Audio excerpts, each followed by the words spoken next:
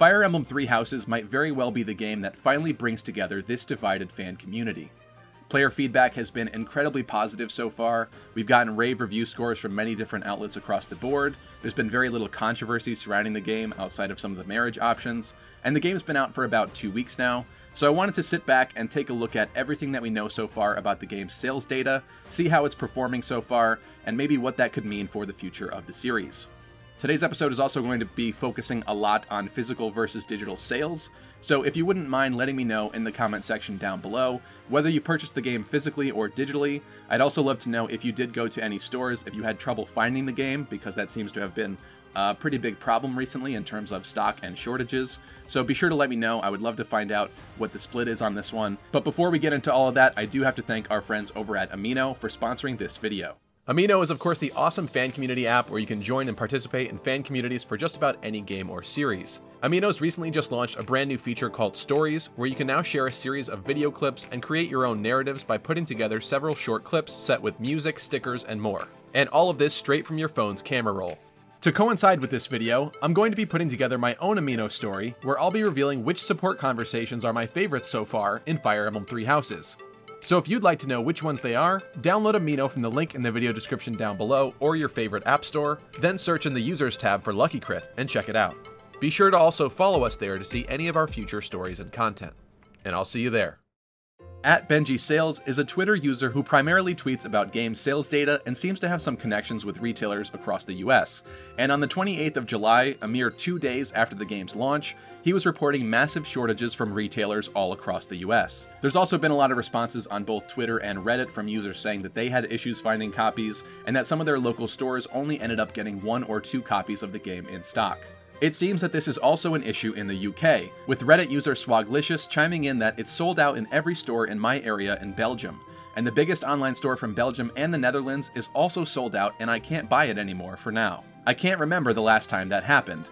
Luckily, I pre-ordered. Reddit user Zemnis021, that's a Kingdom Hearts reference, also said, "It's weird. I was actually happy that I had to go to 3 different stores to pick up my copy of the game. This game has sold ridiculously well and it has received gleaming reviews. It's everything I ever wanted this game to be, and this game alone makes my decision to buy a Switch worth it. I actually bought a Switch just for this game and I couldn't be happier. I feel like it's a Fire Emblem renaissance. Well done, Intelligent Systems." Now, Nintendo does have a habit of doing this with its products, especially with its previous Fire Emblem products. It's likely a marketing tactic to drive up fan frenzy and excitement surrounding the game. However, it also seems like they really wanted to push the digital sales of this game way more than physical. Maybe Nintendo is trying to kind of edge out of the physical market. I'm not so certain about that one, but it really does seem like all of the sales and the big numbers for this game are going to come in digital sales. However, Nintendo also doesn't report their first-party digital sales information to the NPD or other groups like that. They probably only report it to those who really have to know. And so we're not going to see the full picture in this video, but what we will be able to do is take a look at the physical sales and see how it performed compared to other previous entries. With all of these shortages though, I'm wondering if it's going to affect the sales of the game in terms of preventing it from being the top-selling Switch title for the month. It'll probably still end up being in the top 5 easily, but I do think that that's probably going to hurt the game in some way. Hopefully a lot of the people that were not able to buy a physical copy ended up purchasing it digitally or getting it eventually somehow, but that's probably going to affect things. So in terms of actual physical units sold, the information that we do have is that it sold 143,130 units on its debut week in Japan. Once again, let me reiterate, this is physical copies. Everything that we're going to be talking about in terms of these numbers right now are actual physical copies of the game. And like I said, it does really seem like there's probably many, many more digital copies sold. So compared to the physical sales of the previous 3DS games in Japan at launch, we've got Fire Emblem Echoes Shadows of Valentia selling somewhere around the 113,000 mark, perhaps because it was post-Switch launch and also a remake. And the marketing, of course, was not that great for Echoes. I don't think that they pushed it that hard. We've got Fire Emblem Fates coming in at 303,666 units, and Fire Emblem Awakening coming in at 242,600 units. I don't know if these numbers also take into account the special edition sales, if that's a factor here, but of course there's going to be more numbers with that as well. And keep in mind that most games do launch at the end of the week, so these numbers technically count as release weekend numbers, but that's how most games are counted. I do want to point out, however, that Awakening and Fates both released on Thursdays, whereas Fire Emblem Three Houses released on a Friday, so that could also mean some extra data there, maybe some missing data. It gets pretty messy. I also wanted to dive into this Go Nintendo article about sales numbers, so Dengeki also compared Fire Emblem Three Houses sales to other console entries in the franchise, which you can see below, with Fire Emblem Path of Radiance selling 99,800 copies in its first week and 169,000 copies in total, and Fire Emblem Radiant Dawn selling 89,000 copies in its first week and 183,000 copies in total. Something to note here is that with both of these games, these were both the beginning of the downturn of the Fire Emblem series. Not to say that they aren't great games, they're actually really amazing games. In fact, the copy price of each game, they're probably some of the most expensive localized versions of Fire Emblem that you could find at this point. Probably over $100 each. I don't know the exact numbers, I have not checked in a little while. But very rare games, very hard to find, very sought after, very popular. However, during this time, the Fire Emblem series wasn't really selling very well, and it ended up resulting in Fire Emblem Shadow Dragon for the DS nearly being the final Fire Emblem game that we would ever get. But thankfully, Fire Emblem Awakening managed to knock it out of the park and really reinvigorate the series, and kind of bring us to where we are now at this point. So while it has sold better than Path of Radiance and Radiant Dawn in terms of console physical copies sold, those are not really the best numbers to take a look at when comparing to this game, because, you know, those weren't great sales to begin with.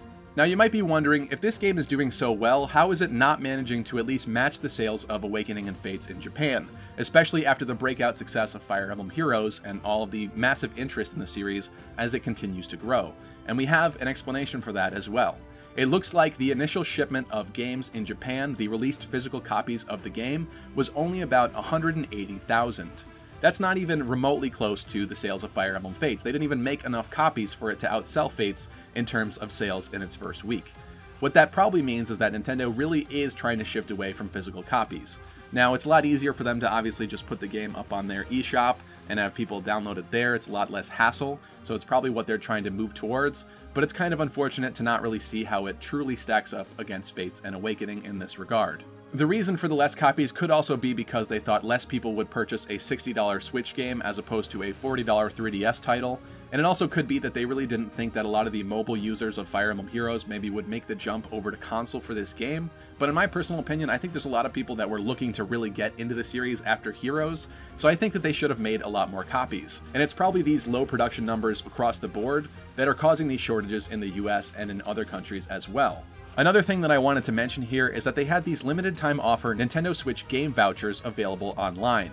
And what this allowed players to do was basically spend $100 on 2 Switch vouchers that could buy them 2 games. That's cheaper than the retail price of both of those games at $60, so basically they would save 20 bucks by going all digital, and they'd be able to get 2 games for $20 off. And this was also taking place all around the game's launch. It finally just ended, I think, within the past week or two, and so that was probably another big push for players to not go physical with these games. It was also a really good deal for people, and I also did see a lot of people on Reddit pointing out that this is how they went about things and why their reasoning was for getting the digital version of the game.